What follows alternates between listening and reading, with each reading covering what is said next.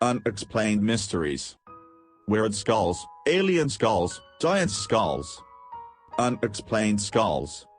The weird Andover vampire skull. For centuries, perhaps even millennia, people have been finding weird skulls and strange artifacts that they cannot easily explain. These range from gold coins embedded in coal to complicated tools such as the Antikythera Mechanism.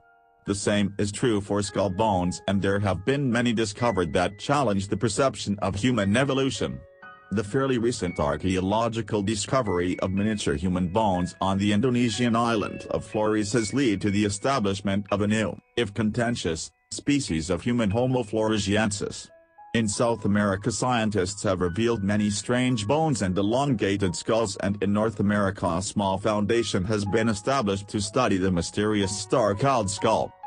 As with any somewhat controversial topic, the subject matter attracts strong views from those who support the associated findings and those that dispute them.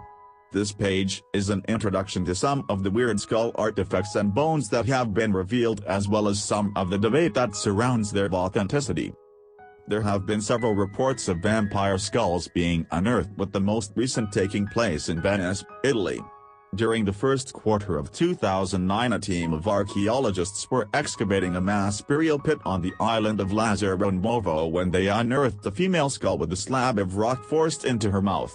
This was a typical burial for a suspected vampire and was supposed to prevent the creature rising from the dead. The skull and associated bones were in keeping with the normal human physiology and displayed none of the physical characteristics associated with the modern perception of vampires. However, a more intriguing story is that of the Andover skull.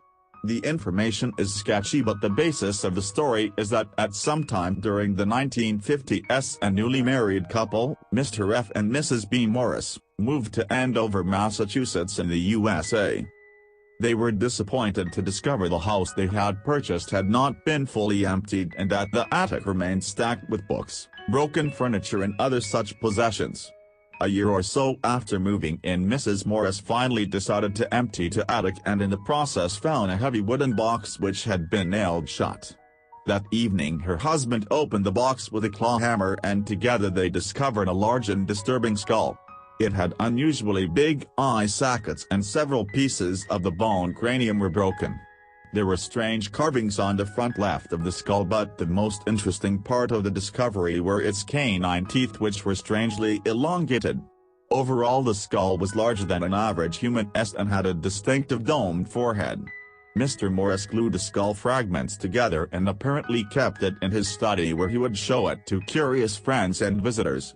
After some months, Mrs. Morris became distressed by its presence and insisted that it be reburied, as she had convinced herself that it was demonic, or at least the skull of a powerful Indian medicine man. Instead, he allegedly took the skull to a nearby museum of archaeology which specialized in Native American history. Queen Nefertiti, a very weird skull.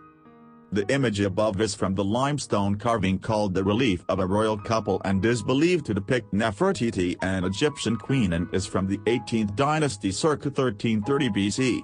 It is on display in the Alts Museum in Berlin, Germany. Nefertiti was the wife of Akhenaten, the Egyptian pharaoh, who strangely forced many social and religious changes on his subjects, including the concept of sun or star worship. It would seem that Nefertiti was exceptionally beautiful and had many otherworldly qualities, including a significantly elongated skull. In all artworks she is either shown with an elaborate headdress or with an elongated skull. Apparently this characteristic was inherited by her daughters, who are depicted in the same manner. For many years Egyptologists have dismissed this attribute as artistic license, but it has become ever more obvious and accepted that the ancient artists depicted their subjects as they really appeared. If this is true, then the Egyptian queen not only had a very unusual cranial structure, but it was at least 50% larger than that of the average human being, thus ruling out simple head-binding practices. This has fueled speculation that there may be some truth in the seeded world theory. In brief, this theory suggests that billions of years ago life was introduced to worlds that had a suitable environment to support it. this life all shares a similar DNA structure and that from time to time civilizations emerge with the technological capability to visit these seeded worlds and update the genome through the deliberate introduction of compatible DNA.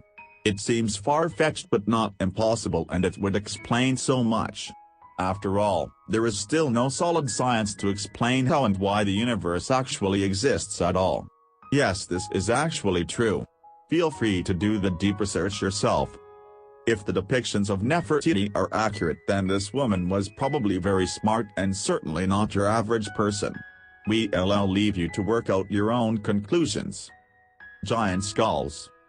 Over the years, archaeologists and explorers have discovered many unusually large skulls that have intrigued scientists from around the world.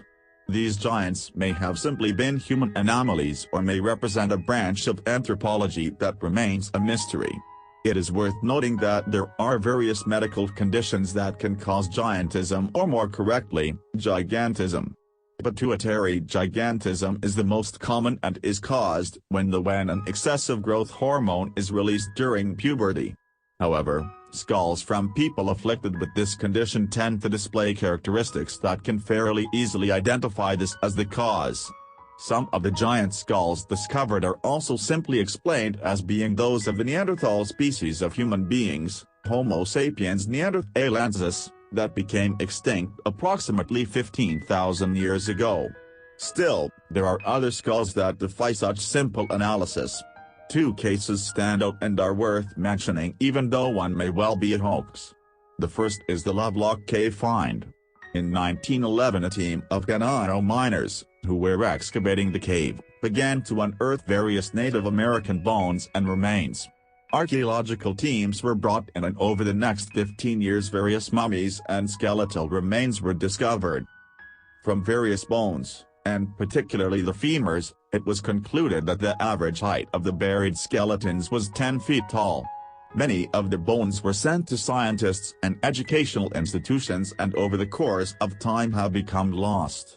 However, some of the finds, including a giant skull, can still be viewed at the Humboldt Museum in Miamuka in the state of Nevada.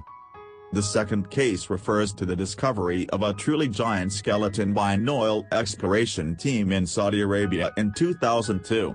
Apparently this being was 25 feet tall and had a skull that was nearly 5 feet in length. According to internet rumor, the find was hushed up by the Saudi authorities, who immediately distributed fake photos through a Photoshop competition that created such confusion that nobody really has any idea whether this was a real occurrence or a hoax. However, it is important to note that Bedouin legend does make reference to such a race, naming them as being of the Ad or Hood nation. If you're interested in finding out more about this skull and skeleton, simply Google Saudi Arabia giant skeleton and decide for yourself. Legends of weird giants are common in almost every part of the world. They range from those of merely tall people to truly gigantic beings that can move mountains. Shrewsbury giant. This is clearly a shared belief memory that deserves more investigation. At the time of writing, the tallest, scientifically recorded, man was Robert Pershing Wadlow, who was 9 feet 11 inches. His skull was 36% larger than that of his father. Another recent giant was Anna Haining Bates, who reached 7.5 feet in height and had a cranial capacity 22% larger than her father. Records indicate that she was extremely intelligent.